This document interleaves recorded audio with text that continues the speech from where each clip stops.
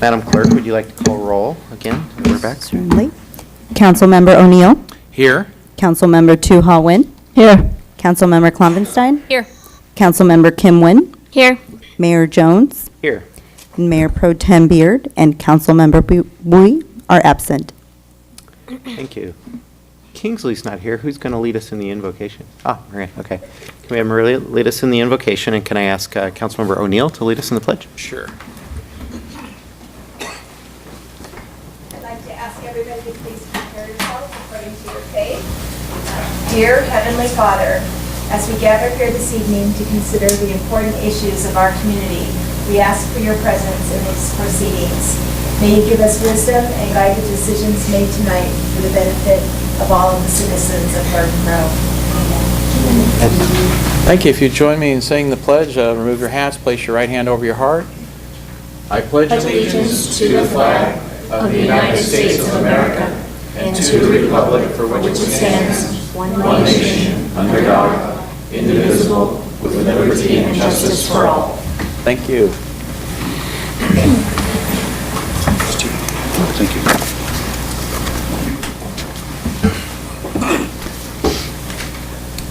Thank you. Okay, presentations. We do have one community spotlight, and this is in recognition of Phil Seymour for his 29 years of service to the city of Garden Grove. Thank you, Mayor. Tonight, the Garden Grove City Council is honored to recognize a city veteran who retired last month after 29 years of working to improve and enhance the quality of life for the community of Garden Grove. Would Philip Seymour please come forward?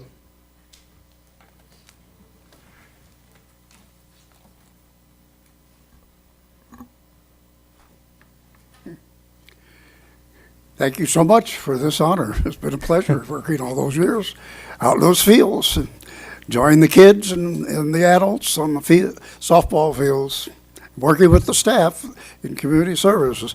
It's been a real nice experience. Great. We have something. Thank you, Phil. So I'm going to give a brief rundown on Phil's career here. Phil began his career with the city of Garden Grove in 1988 as a recreation leader at the site of the original City Hall, George Washington Elementary School. He served as a scorekeeper for a variety of youth and adult programs for 7 years and moved up to a field and program supervisor in 1995. Phil became a community services specialist in 1997 and was promoted to recreation specialist on May 19, 2007. After 29 years of providing excellent service to the city family wishes Phil the best retirement has to offer. At this time, the mayor and city council would like to present Phil Seymour with a Crystal Award in recognition and appreciation of his 29 years of dedicated service to the city of Garden Grove and its residents.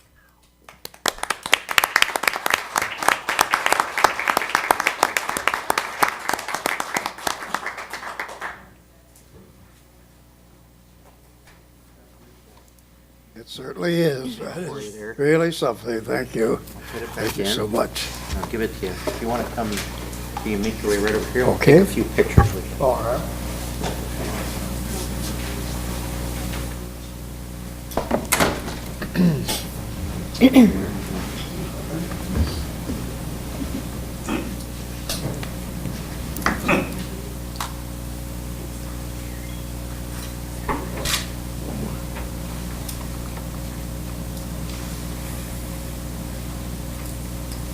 City manager. Say cheese.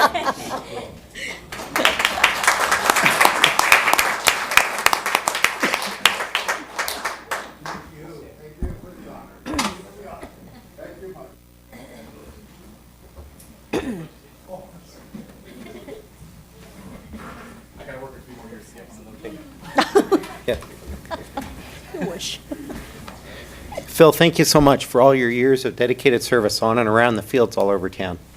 You're a huge part of the fabric of this community by doing what you did there and keeping all those kids going on the fields for so many years. So thank you so much.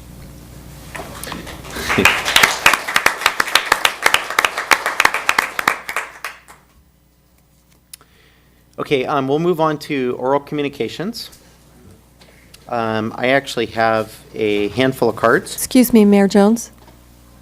Would you mind pulling item 4A first before we begin oral communications? Wait, is it 4A or 4? Yeah, 4A. 4A, thank Okay, you. you want to do that for, okay, so we have on our consent calendar, I'd like, if we can, to pull item 4A and to pull it forward.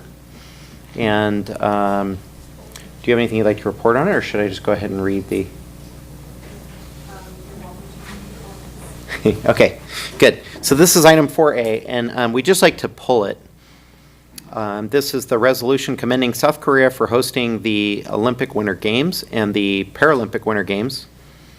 And to take a vote and present the resolution here now that we're following the community spotlight. So in recognition of Garden Grove's long and valued sister city relationship with Anyang, South Korea, which has resulted in significant benefits to our city, we would like to pull item 4A from the consent calendar so that we can vote on the item and present the resolution.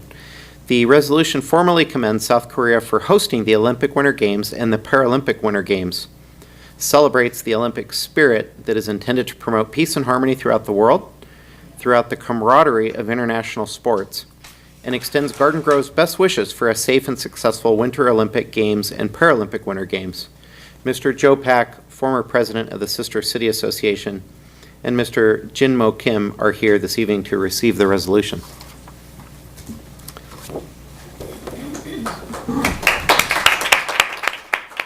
We also have a member of the our organization here, and counsel from the Korean Consul General's office in Los Angeles. Counsel Koo is also here. Join us in the front.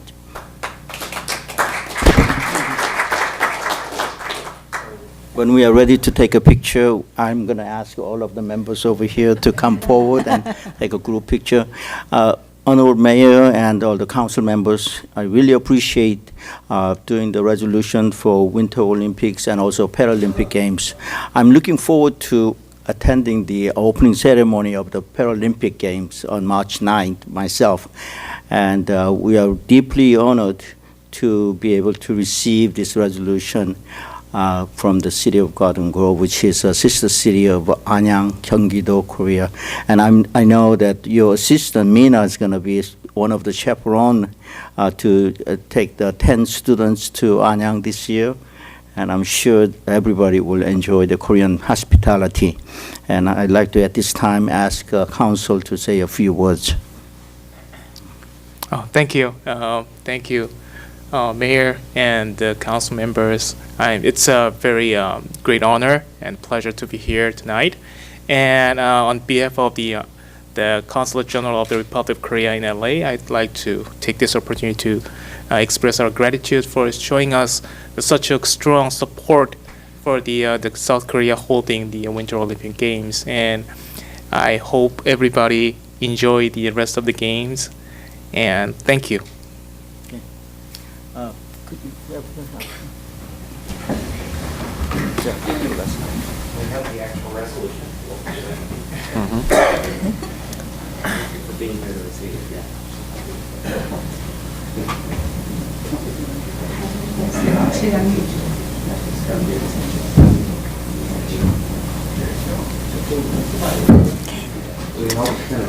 Yeah. I thought you had a stool.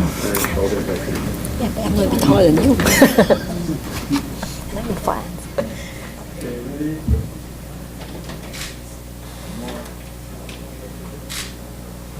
We're going to wait until city manager.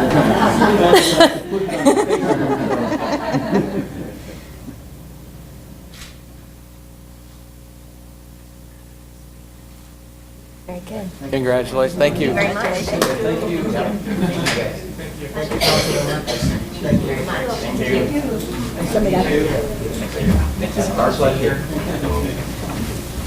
Thank you, sir. Thank you. Mayor.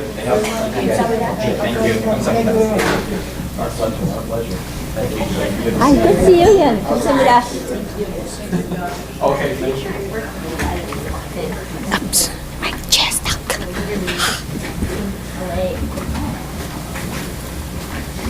Before you all leave, Joe, before you all leave, I would like to move approval of item 4A.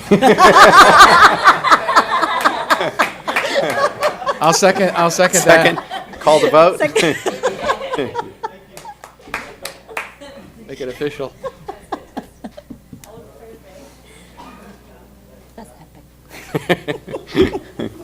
That's epic. Good save. Yeah. Motion received, 5 yes votes. Okay, thank you. And now we'll go back to our regularly scheduled oral communications for all agencies, and we have a handful of cards, starting with Ray Raines.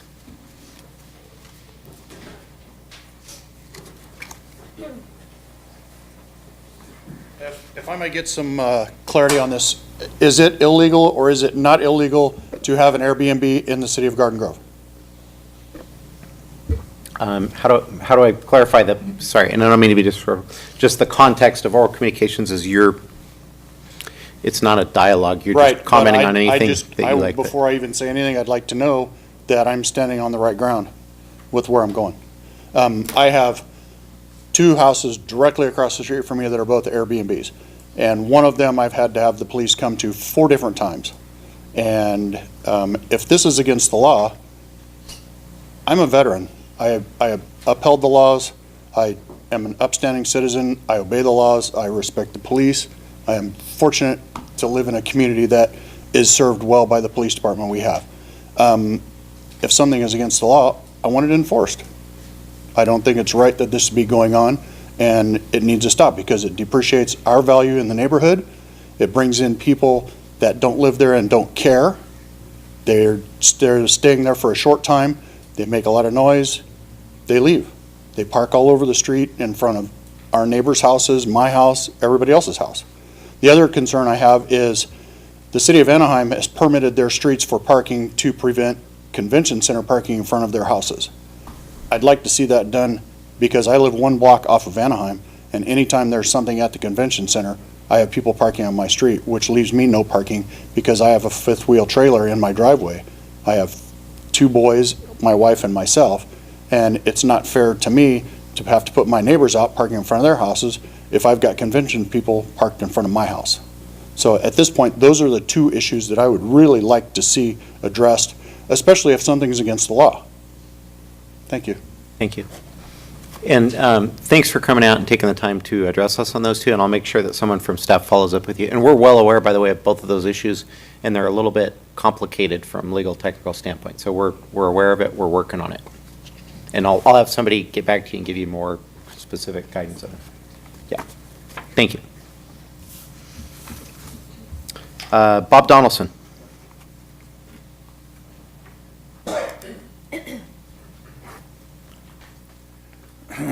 Evening, Good sir. evening, Mayor, City Council. I'm here with the same issue. You know, we say the STRs are illegal in this city of Garden Grove, but yet like I just turned in an affidavit today because I've been busy, but I mean, I see these cars coming, they're turning over regularly every 3 or 4 days, and they just keep going, and we got the same houses. And then, like, my wife turned in, we must have turned in 15 affidavits quite a while ago, and nobody from the city's contacted her. And I brought in 2 the first time. This time I brought it to the city council meeting because we haven't heard anything. And these people are just disregarding. They're just flaunting it at you.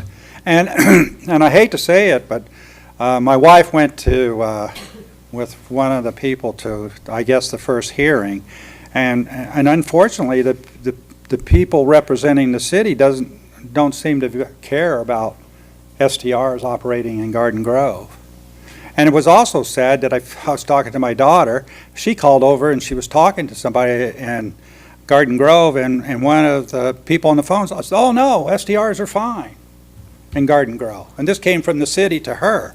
And I says, "No, they're not. But we've got to start enforcing, because we can see the turnovers, and you see the trash that comes with them, and there's needles, you know, I mean, they drop them around, and all these are all just cancers for the neighborhood. And yet, we have owners that just completely disregard it. They know it's against the law, and we should be able to do something with it. Because, I mean, if we've got the list of all these STRs, then why doesn't code enforcement just go to those houses on a regular basis?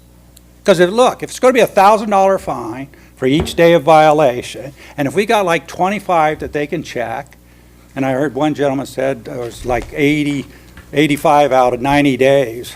They've had different people at the place. So these people are making a lot of money. And so if we could get $1,000 for every violation, for every day, put somebody out there full-time. Drive into each house.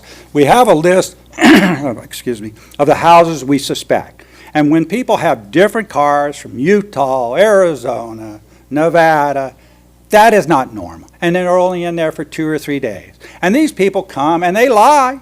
Like one guy told somebody, oh, I do computer work at home and all these people are helping me with my computers, right? Well, that's just a lie. But yet they sit there. And so I'm not sure how many hearings. I know there's at least been one. And unfortunately, the outcome from what we understood was unsuccessful. And the guy gets his money back and he just lies. And I mean, why can't the code enforcement come out there and see when those people are there? Ask for IDs of who's staying there. See that they're out of state. Because these people they're just disregarding the ordinance. And because of the money. Because they're picking up $500 or more a night, and they're not worrying about the $1,000 fine because it's not, once people start paying that $1,000 fine, they'll get around and probably have people stop.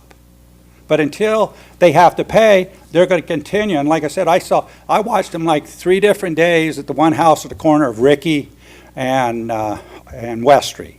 It's right there in Garden Grove. 3 different days. They got changed the car. They got like 7 cars parked at that unit because it has a double set of driveways, one on West Street, one on Rickey. And so they're just coming, and the owners I think they're laughing at us. And like I say, why not put somebody on full time to do that? Because it'll pay for itself, because it's, like I say, we should not allow it to happen because it's just bad for the neighborhoods. Thank you. Thank you, sir.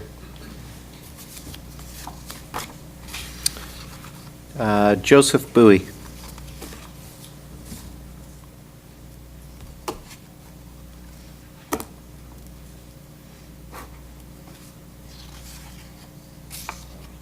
Good afternoon, City Council members today. Today I'm here to give you all a thank you for taking care of Garden Grove and the people in it. I grew up in Garden Grove all of my life. I went to school here, and it's really safe. And like everywhere I go out of states or out of city, I always think and compare it to Garden Grove. Like we don't have the palm tree, or they don't have the palm trees like Garden Grove. They don't have the community, or they don't have the house designs, and it reminds me of Garden Grove every time I go somewhere. The schools are really helpful. The teachers, they love teaching, and they encourage me to help or to love learning. And the Garden Grove district for schools is amazing, and I would like to give you a thank you for that. Cool. Thank you for coming. Okay, Joe Laricchia. Did I get that right this time? Yeah. Cool. Good evening, Mr. Mayor and City Council. I'm here like Bob and Ray about the STRs. I've been here, several times before. Stephanie and I communicate a lot, so she's really been helpful. And I know she just told me recently that we have new code enforcement people. Hopefully they do a better job than the ones in the past. I live on Rickey, where we have 4 of them. And I know my neighbor, from what I understand, that 11812 Rickey, he's been cited twice from what I've been told. And I've sent too many videos to count that I've sent to Stephanie on it. In the last 85 days, Sunday night and last night are the first 2 nights nobody has been there. That's 83 days straight. We have a thing in here to buy 2 utility trucks for $80,000. My neighbor can buy those 2 trucks for the city. That would be great. And I know it's not about the money, it's about getting it stopped. So they know nothing's going to happen. Somebody's got to do it. And like Bob said, code enforcement's got to get out there, and they have to be willing to work at night, because the people are at Disneyland or SeaWorld or Knott's Berry Farm during the day. So a lot of times they don't come home till 8 or 9 o'clock at night. And you may not see a car in the driveway, but they're coming in with taxis and they're coming in with Ubers. They don't always bring a car. So it's just, whoever the new code enforcement people are, we need to get them out there on the street because we're turning in the videos, we're reporting it. I'm not getting paid by the city, but I'm doing code enforcement's job. Write me a check, hey, and I'll do it every day for you. And put me on the payroll, I'm here. But anyway, like I said, we just really need to get whoever the new code enforcement people, they got to start getting on their feet and getting out there and helping us out so we can avoid it. Because every new house, there's 2 new houses for sale.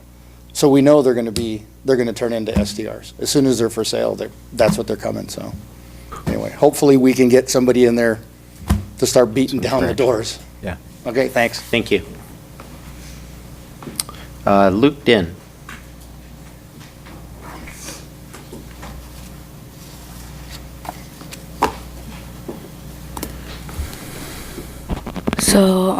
So where I live is Norwood Street and Lamson. There have been like multiple crashes around my neighbors. So I like to tell you guys that there is not really safe around our corners. So really that there's a lot in our neighborhood. There's a school right around the corner. So just like to tell you guys that. Yes, thank you. Thank you.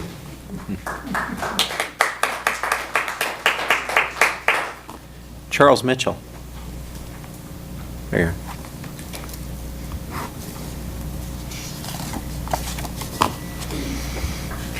Good evening, Mr. Mayor, members of the council and staff.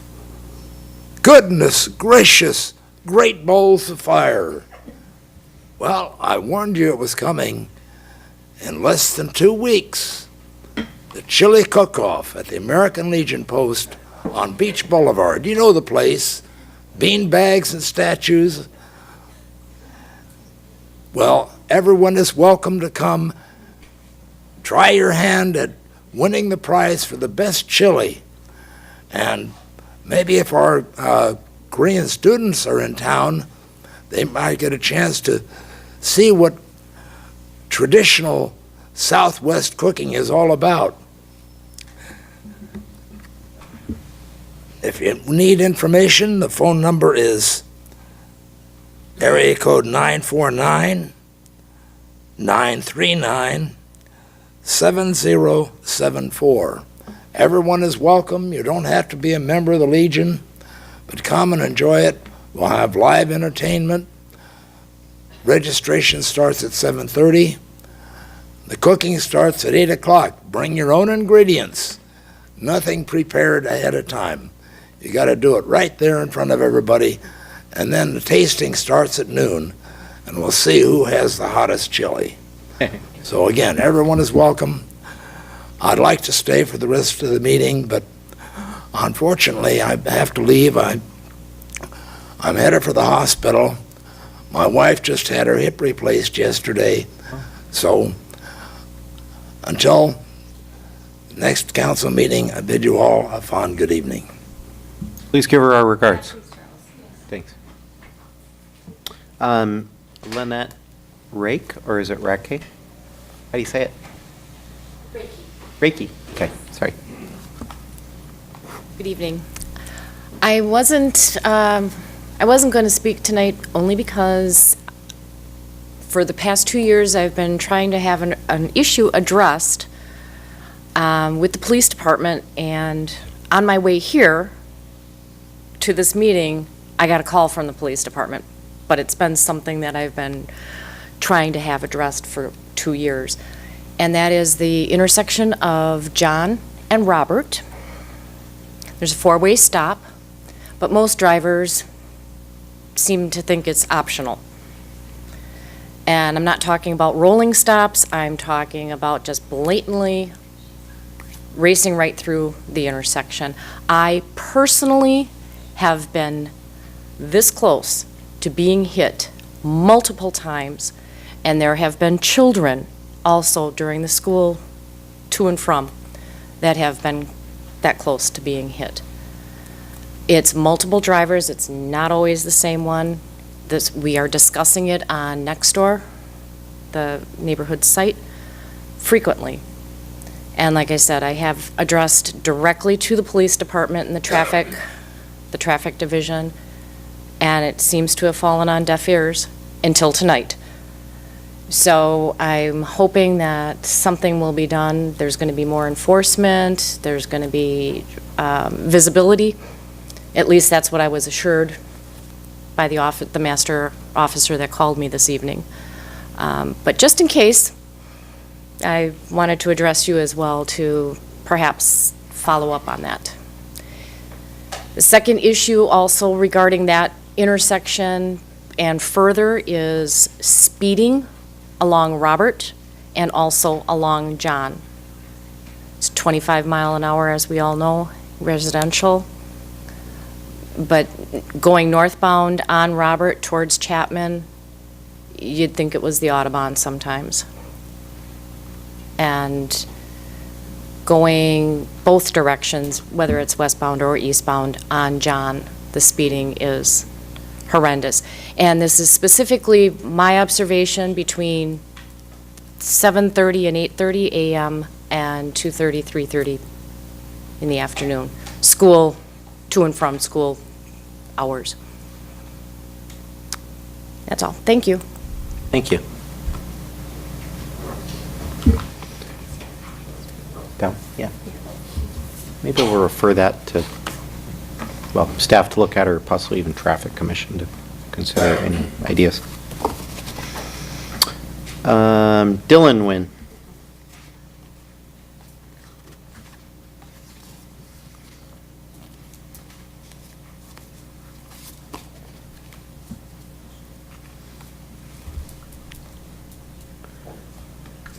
Oh, hello.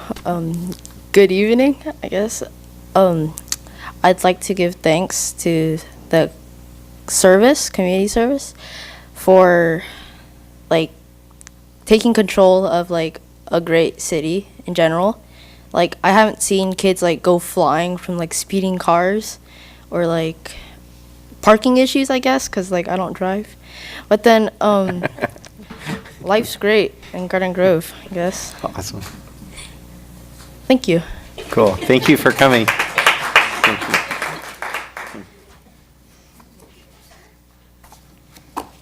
Travis Tran.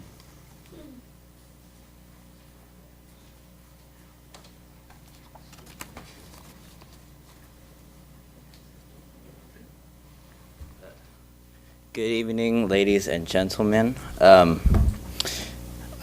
just like to say that, like, I don't live in Garden Grove anymore, but like, I think it's technically home, because I go, like, several of my relatives live here, and I like visit very often. And in Fountain Valley, they have like this motto saying like it's a nice place to live, right? But it's very similar to the city, so you know where I'm coming at. Just a few suggestions. When I was living here, I lived in like a really nice neighborhood.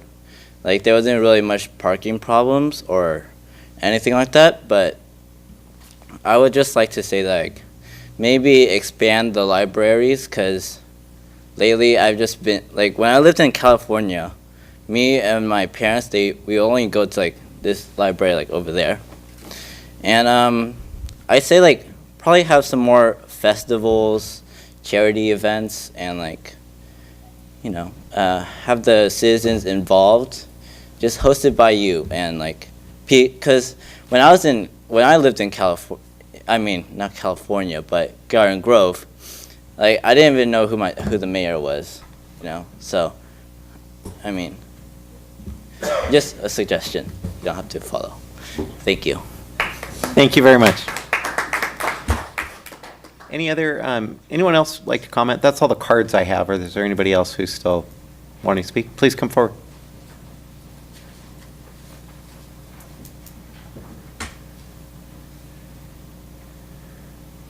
Good evening, Mayor and City Council. I also want to speak on the STR, so I don't want to really get it down to the ground, but I went to a hearing. It wasn't my hearing, but somebody asked me to go to a hearing with her, and we did. And the guy won, got his money back. My problem is that we were asked to leave when the hearing was going on. So I didn't know that when you have a hearing, I didn't know that one person can stay. I thought both can stay to hear what's going on. So when it was done, they came out and said, you know, we gave him his money back. So I don't know. I At have the no hearing- context on what you're talking about. Oh, What- we went to a What hearing. hearing, in front of what body, who's the Oh, guy? it was and in what front, it was in front of the, it was about the STRs, one of the STRs, and we had lot of documentation on him. And it wasn't mine, you know, it was somebody else's. And we were in front of the, not the arbitrator, whatever you call him. We were in front of Ralph and Carl, and then the lady in the tax, that does the tax something. She's blonde. So she was there. So we sat out in the lobby while the gentleman who owns the SDR came in and had a hearing. And so I don't know why we were asked to leave if it was a hearing. So I was just questioning that. So because I turned in 12, and I have talked to Stephanie, and I did turn in some to Allison, and I have heard nothing, just like Joe. And I did talk to Stephanie, and I did meet Carl and told him that I wanted to have a meeting and we were going to set this up somehow so that us as residents know what we need to do. I know we are doing your work. We are turning all the SDRs in. We have so much documentation, but they need to stop. And these people know it's not being enforced. The SDRs know it's not being enforced because I've been sick for 8 weeks, so I have not been active. And so I did today, and sure enough, every single one of them was booked. They're all in the driveway. Arizona, Illinois, you know, so they're all booked. So we need to work together and get the code enforcement going, and I know they're new, to work together so we can get them stopped. We don't want them in our neighborhood. We don't want them next door. You know, we want neighbors to be neighbors and not strangers. Okay, thank you. Loud and clear. Thank you. Anyone else? If not, we will close oral communications. The only one thing I don't want to speak out of turn, but is there anything we can comment, maybe city manager, in terms of, I mean, this is a relatively new issue that's been coming. I appreciate that you guys have been coming on a very regular basis and some new faces in this. So we're well aware of it. We're also getting behind the scenes from legal counsel that it's complicated and there's technicalities in that regard. But is there anything at all we can report out in terms of how many administrative citations we've issued or any of that kind of stuff to kind of give a sense that we're not just idly sitting here listening to it and not doing anything? Yeah, Mr. Mayor, members of council, just to report back, we're learning. We do have some new people working on it, but we are spending a lot of time on this issue. Just through November, I can report that we've issued 57 citations. So our folks are out there doing a lot of work. The citizen may not see everything that we're doing, and I'm getting some initial reports about it, so I know our staff are going to be preparing an update report for all of you to see where we stand, how it's going.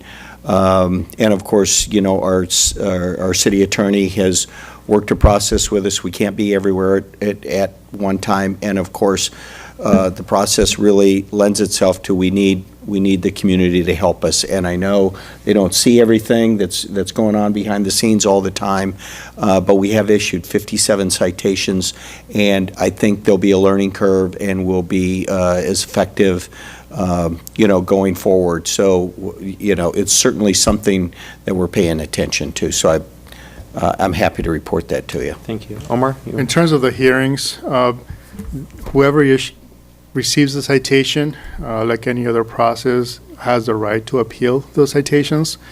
And these are appeals hearings. So with issued citations, they appeal.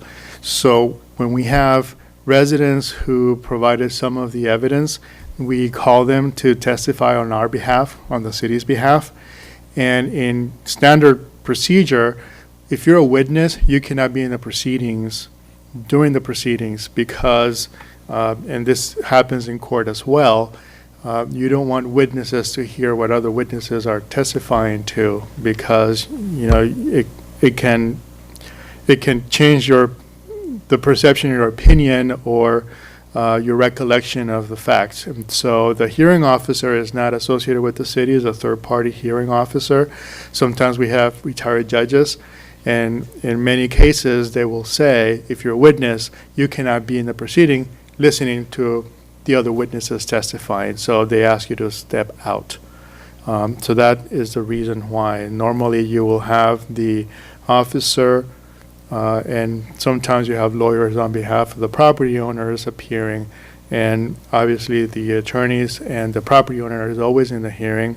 So is the hearing officer and also our prosecuting code enforcement officers, they would be in the hearing as well.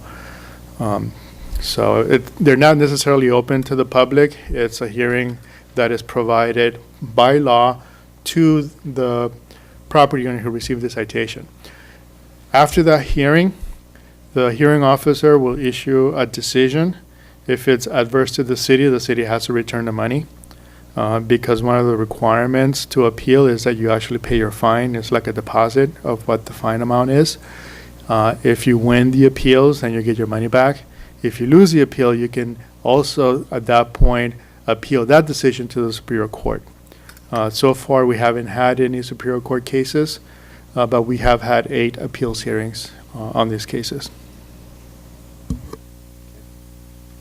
Thank you. Can I ask you a quick question? If there have been 8 appeals successful, how many have actually been upheld? Most of them have been upheld. Yeah, Yes. yeah, I don't know if, I was thinking the same question, I didn't know if I was, Yeah. yeah, okay. Could I ask the city attorney a Please. question? Just to clarify for the residents, the witnesses, the neighbors that are actually making these complaints, what is the best evidence that they can collect to have a successful hearing on their end? Is there any recommendation on, is it photos, is it a tape recording, is it a license plate picture? Is there anything you can add to that, or? The best evidence is, number one, the property owner admitting that they're renting as a short-term rental. The second best evidence is actual, one of the people renting, actually stating, yeah, I am renting for short-term. Problem is that circumstantial evidence is not enough to get a conviction. Fortunately, we have a process and we have constitutional limitations. Just I'll give you an example. Testimony that you have license plates from other states is not enough, because you can have family members from other states coming to visit you. And so that creates, it's not sufficient circumstantial evidence to show that it's being rented as a short-term rental. So we need, if all we have is circumstantial evidence without the property owners admitting, without the actual renter admitting, everything is circumstantial evidence unless you physically can provide the evidence that in fact it is a short-term rental. Is it legal when we to- have circumstantial evidence, we need a lot of it in order to refute any excuse that they may provide during these hearings. Is it legal or admissible to tape record someone without their knowledge and then use it as evidence? The answer is, if they're talking to you, you can tape record except on telephone. And it is a felony to tape record a telephone conversation without the consent of all parties on that telephone. And when you are recorded, they tell you will be recorded, and you usually hear a little beep once, every 60 seconds. But if you're talking to them on the street, If you were recording on your cell phone while you were having a conversation? I'm not aware of any law that prohibits that. Okay. You'd have to prove who that person was speaking in on the tape anyway. Again, we're a nation of laws and procedures, and we have to follow them in order to, a $1,000 fine is a hefty fine. Thank you very much. Thank you. Thank you. I'll just clarify that, one second, please. Yeah, I'm we would gonna have to agendize this item if we Yeah. need to have more discussion. I'd like to hear what she has to say, but this is the last, because we're going out of protocol to be having an actual dialogue for oral communication. And I had a whole 3 months of evidence. My question to all of you is, if he's on ebookers.com and he says, this is my holiday home, how come somebody from our code can't rent a room for $70 a night or rent the whole house for $300 a night. And then, isn't that enough evidence? You're saying you don't have enough evidence for my 3 months of providing it with photos, videos, and that's what we're saying. What do we do? Why can't the code book a room and then go in there and look? Because the garage that's down is a 4-bedroom house, it's a 3-bedroom house. The garage is used as a guest room. So the G is not for guest, it's for garage. So if they rent a room and go in there, they can see all that. I would be willing to pay the money for their stay if you would do that for me. Thank you very much. Thank you, ma'am. Okay, we will close oral communications and we'll move on. Please trust that we are very actively looking into that issue, and we're well aware of it. We're being cautioned behind the scenes of what we say and what we do, especially publicly, because there's a lot of legal technicalities and complications in terms of how we set up a proper case to enforce what we may be able to enforce. So, thanks for your patience. Okay, written communications. We have a 3A. We have a consideration of a request to waive annual fees for the Garden Grove Farmers Market on Main Street. Good evening, Mayor, members of the City Council. The Garden Grove Farmers Market Director, Ms. Lee Ostendorf, is requesting City Council approval to waive the annual fees associated with the weekly farmers market on Main Street. Ms. Ostendorf has served as the director of the Garden Grove Farmers Market since 2010. The farmers market is held every Sunday from 9 a.m. to 2 p.m. along historic Main Street.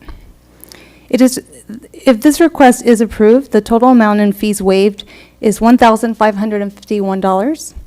This amount includes the annual business license fee for each vendor and the annual event permit fee. Staff is available to answer any questions you may have. Questions? Please, go ahead. I was looking over the letter that was submitted, and obviously I'm a proponent and a fan of farmers markets in the city, but I would have liked to have seen some numbers attached with said letter. Attendance, future plans, vendor ideas, vendor layouts, productivity, creativity, losses, gains, some type of a financial report just to see what is being done. Obviously, to close Main Street off for almost an entire day is a big deal to those businesses. And I want to make sure that we're really seeing a return on that investment for the city. Obviously, I think that there's a lot of options out there. And so I think going forward, it's not that I don't support this evening, but I think going forward, I would like to see a greater level of information and just sort of a product plan of where they see the farmers market going, where it's headed, and what they plan to do with it moving forward. Thank you. Mm-hmm. Yeah, Kim. I'll keep my comments brief because I want to echo what Stephanie, Councilmember Kloffenstein said.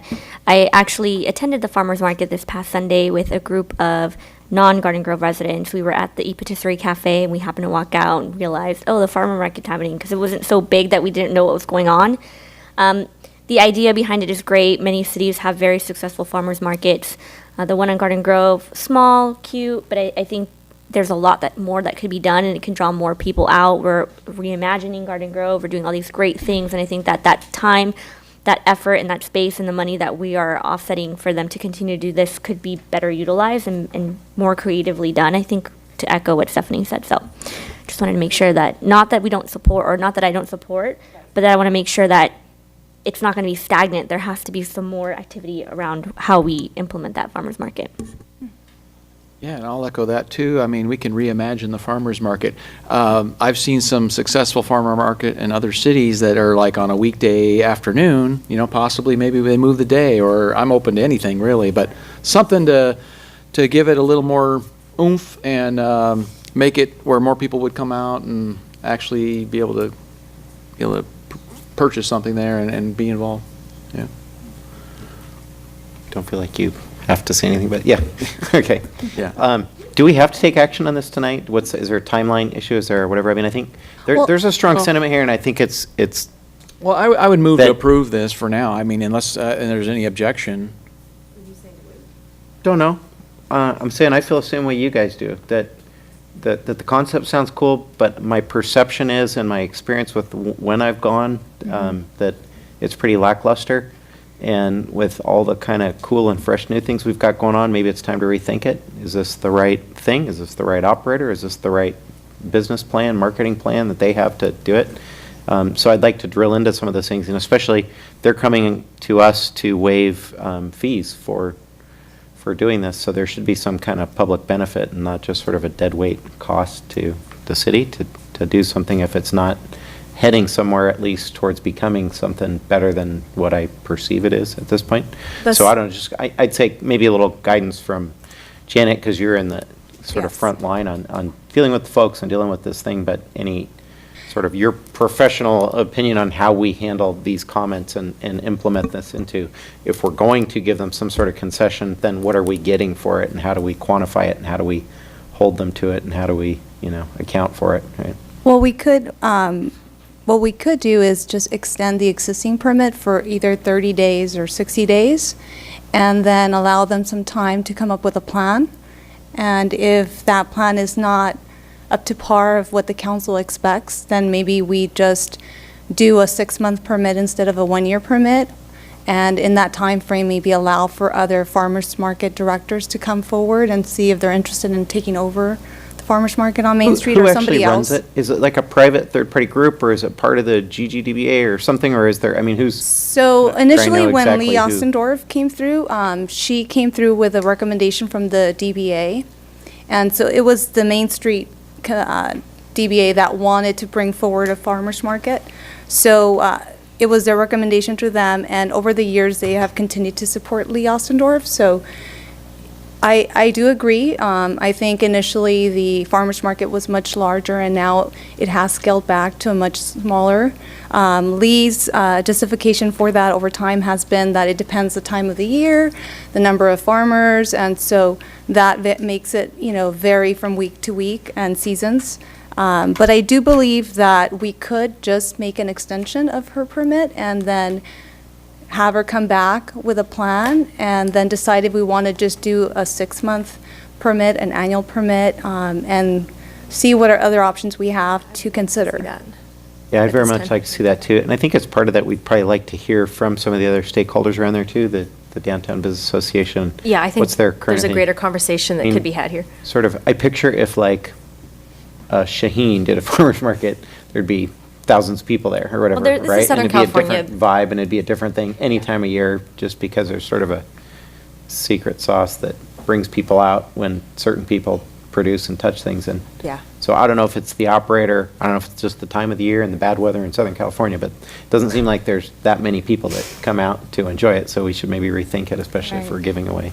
Well, what we could do on our end from city staff, we could reach out to the health department and find out what other certified farmers market contacts they have, since they are the ones that have to certify all the farmers markets, Yeah. and see if Lee is not able to come up with a plan that's going to meet the council's, direction. Then at that point, we'll go out and see if there's any other interested markets that And want to bring it to Garden Grove. From my vantage point too, it doesn't necessarily even need to be a farmer's market if that's not the appropriate concept in this day and age, but just I think we all collectively want to see more foot traffic, more people on Main Street, and something that complements the Main Street, brick and mortar businesses and all these things. We want a more vibrant Main Street and a more vibrant, expanded downtown core, not just Main Street, but the whole thing. So I'm hoping that there's some new thought that comes in as Steelcraft comes in, as Cottage Industries come in, as LFA does more, that yeah. they're all talking together towards how do we get more people out and about, what programming do we continue, what program do we need to revamp, and what new stuff could we add maybe to replace, drain on resources on existing stuff. So all that I think is open for question in my book. Agreed.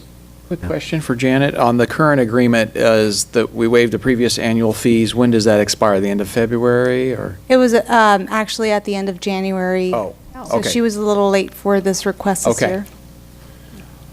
At this point, should we just move to make a motion to extend it for 4 months maybe until we can get a report back from staff? I don't think we need it. I don't think we need Or to just- take- can from we what you just said, like continue it? 30, to extend it 30 days We and could have do her 30 days come or back 60 with a, days. I'm comfortable with Come 30 back. days. Like, if give us a everybody- little pitch of why we should, right? Yeah. 30 days is reasonable. Okay. I know Ms. Ostendorf has been doing this for many years, not only in our community, but also in other cities. So she should be able to come up with a plan and come back to council with that. That'd be Okay. great. Yeah. Good. Sounds good. Thank you. All right. Do you need to make? Do you need any other action than motion that? for- Yeah, do you need any action, any formal action? No, It's I'll just go a- ahead and, I think we can extend this, the current permit, and we'll go with that Okay. as the action for tonight. Okay, Sounds good. great, thanks. We will now recess and conduct successor agency business.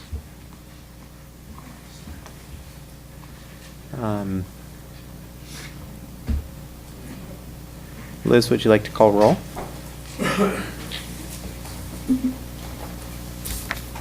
Member O'Neill? Here. Member Tu-Ha Nguyen? Here. Member Klopfenstein? Here. Member Kim Nguyen? Here. Chair Jones? Here. And Vice Chair Bowie and Member Beard are absent. Okay, we already did consent items simultaneously with city council. We have two consent, I'm sorry, we did oral. We have two consent items, just receive and file the minutes and approval of the warrants. I'll move to approve consent items. Second. Call the vote. Who seconded?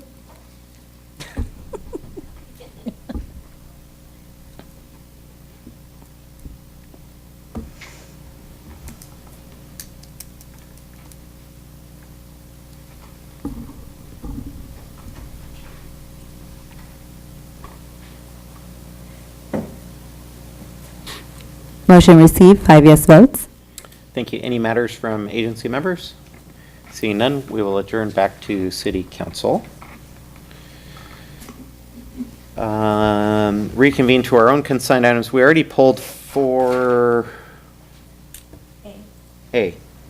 So that one's already done. We have, would anyone like to pull any other items? Yes, Mr. Mayor and my colleagues, I would like to pull consent item 4C. 4C. Any others? I would actually like to pull 4D. And that's it. Would anyone like to move the balance? Yeah. I'll second. Okay. Call the vote.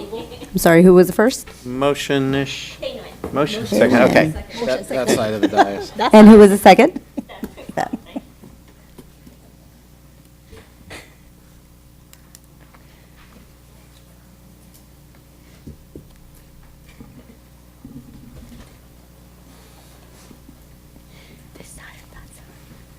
Motion received, 5 yes votes. Okay, 4C, requested pulled by Councilmember Tu-Ha Nguyen. This is the agreement with Rincon Consultants for completion of the environmental review. Yes, the staff, can you explain, get more information so the residents around the areas as well as the people know what happened and what's on the agreement? Oh, okay, so. For the 4C? Oh, yeah, so the AMG is the new developer for the old Galleria site, which is the big steel structure over on Garden Grove Boulevard. So that's going to be coming before the Planning Commission and City Council. That project will be before the Planning Commission in March. As part of that project, you guys approved a reimbursement agreement to do the environmental. And it was just to do what we call the initial study.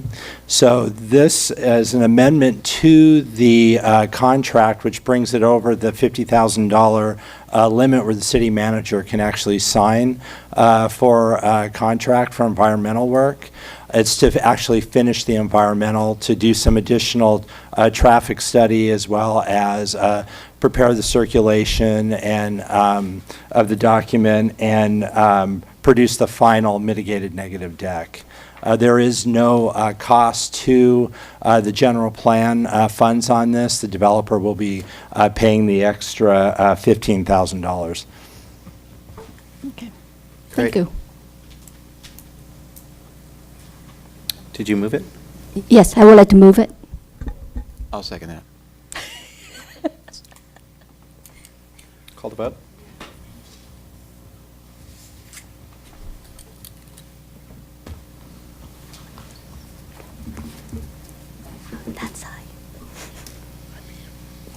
Motion received, 5 yes votes.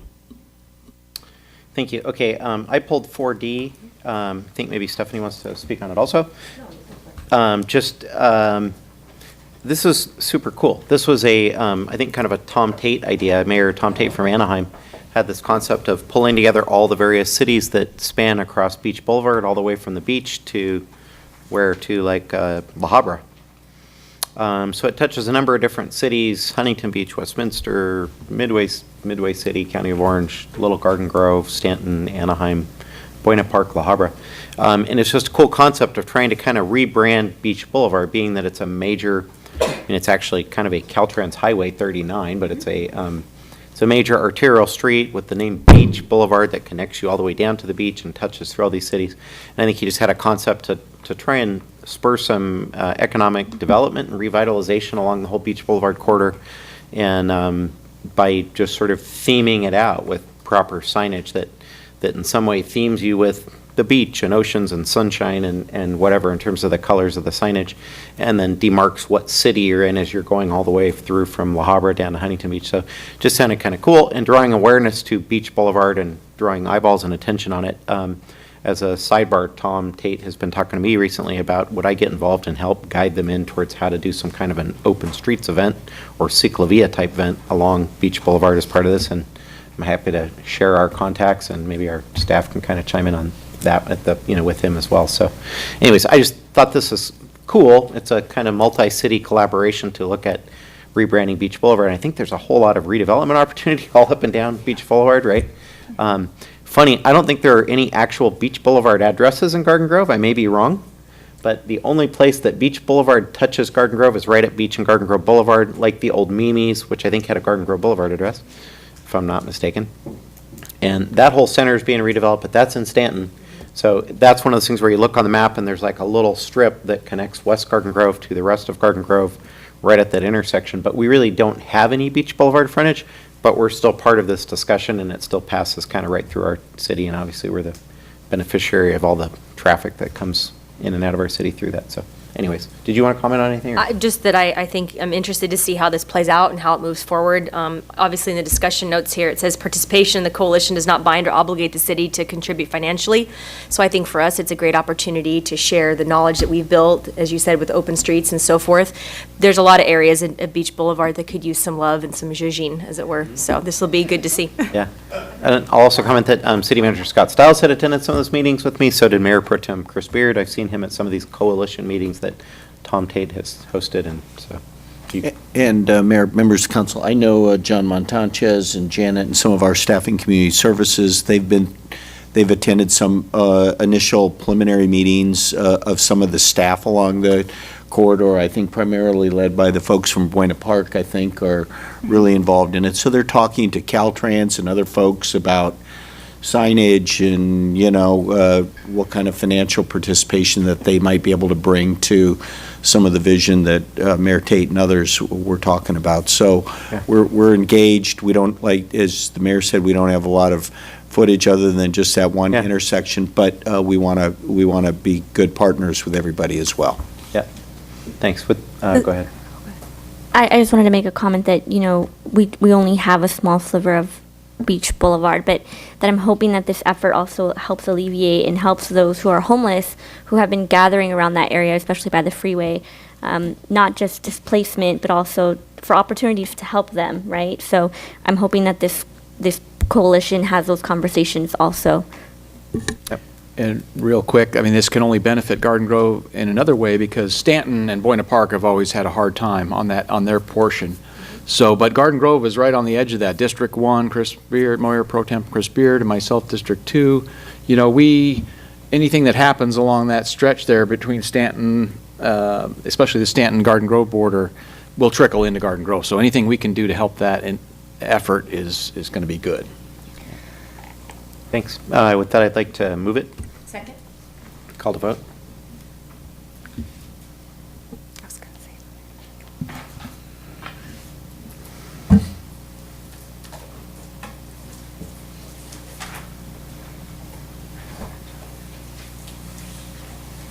Motion received, 5 yes votes. All righty, moving on to items for consideration, 5A.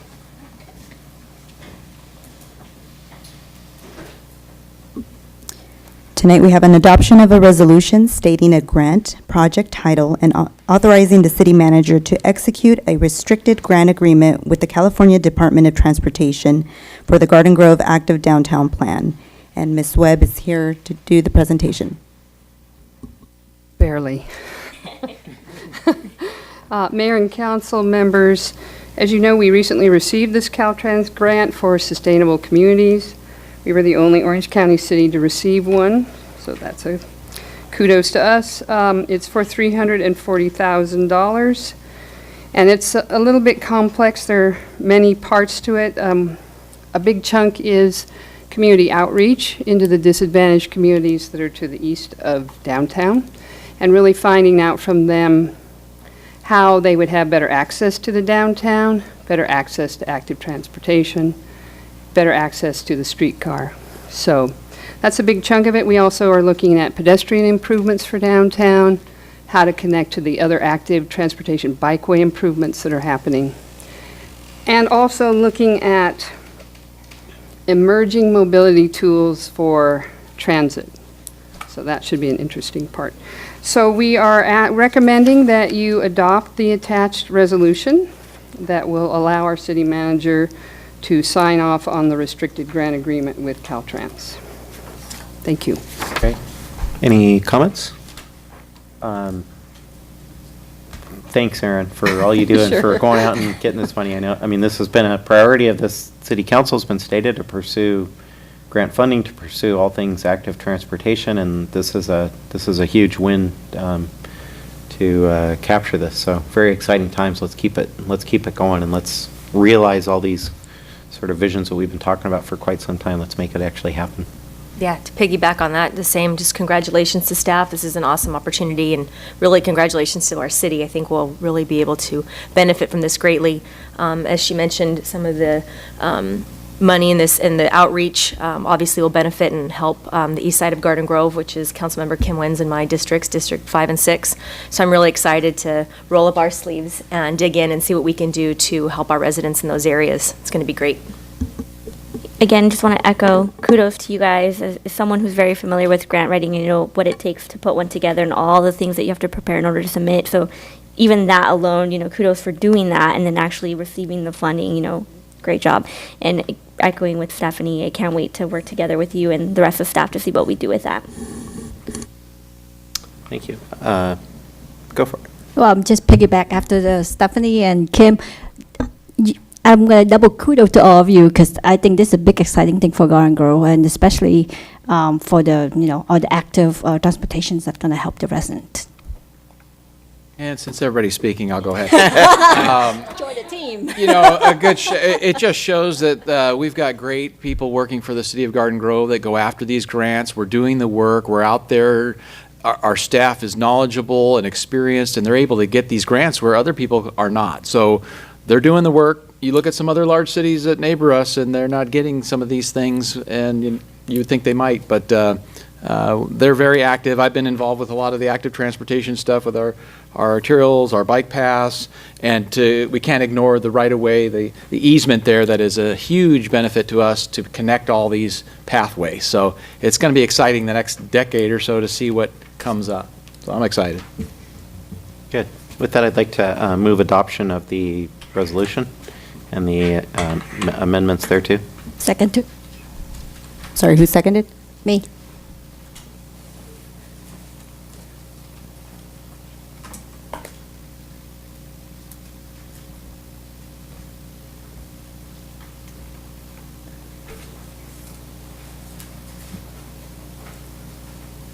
Motion received, 5 yes votes. Great. Thank you. Matters from council members. John? Yes, just wanted to recognize the speakers on the STRs and the possibly permitted parking, especially the folks that live closest to the convention center, and then they've got to deal with the STRs. And we're working on all those things, believe me. It's one of our top items on the list. Staff is working hard. We're going to enforce that. We're going to do everything we can to do that. Let's see, stop signs. The woman that spoke about John and Robert. We'll get the traffic commission on that and traffic department to go out there and take a look and maybe there could be a speed bump before the stop sign or some paint, possibly lights on the stop sign. You know, there's lots of things we could do to mitigate that. I had the pleasure this last weekend of being the representative at the 43rd Cypress College Foundation Americana Awards, which I've been going the last 4 years. It's really a great foundation that raises money for Cypress College and all the 8 surrounding cities that the Cypress College will accommodate, you know, that the students that go from our cities go there. So they recognize a man and woman of the year every year at this time, and then they also recognize a citizen of the year from 8 cities surrounding Cypress College.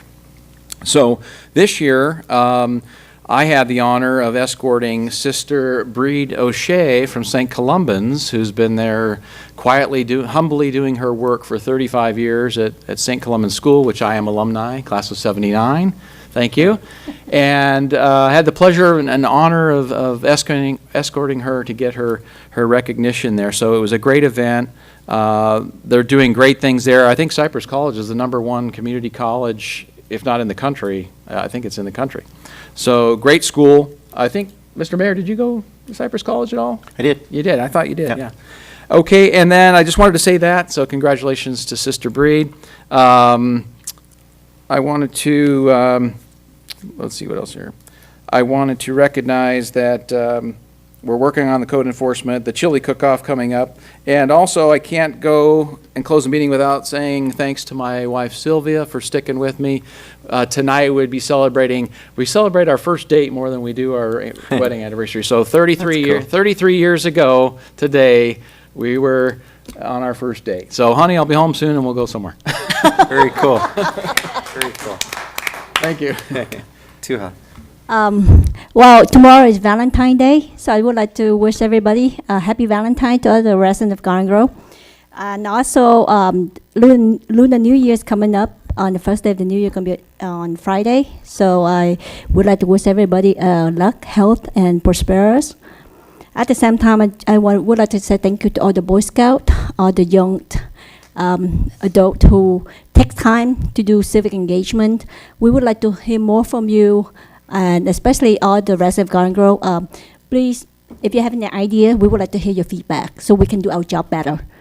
And the next thing is happy anniversary to Councilmember Stephanie. Yeah, this past week. The Big 10. Yay! Thank you. Kim Wynn. Also wishing everyone a happy Lunar New Year and happy Valentine's Day to my little Valentine Ashton Jones. And also happy 10-year anniversary, Stephanie. Well, now I have to drop this. No, this is actually quite serious. As the trustee for vector control, and because this does affect us and it does involve a pest, not necessarily a vector, but a pest, I wanted to talk a little bit about the Huanglongbing HLB Asian citrus disease.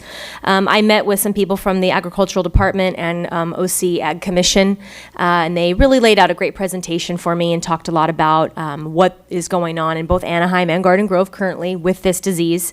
I know some people in Garden Grove have received letters, maybe they've had their trees treated, maybe some are even discussing removal of said trees.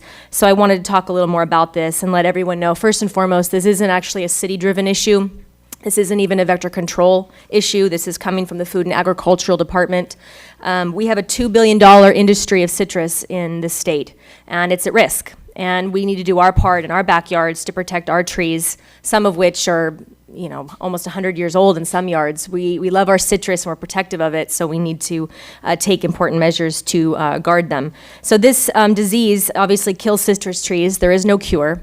And if a tree is infected seriously, it starts to deform the fruit, and you see it in the leaves. The fruit becomes extremely bitter and inedible. It doesn't hurt a person to eat that fruit, but it just doesn't taste good any longer. And so eventually the tree has to be removed and chopped down.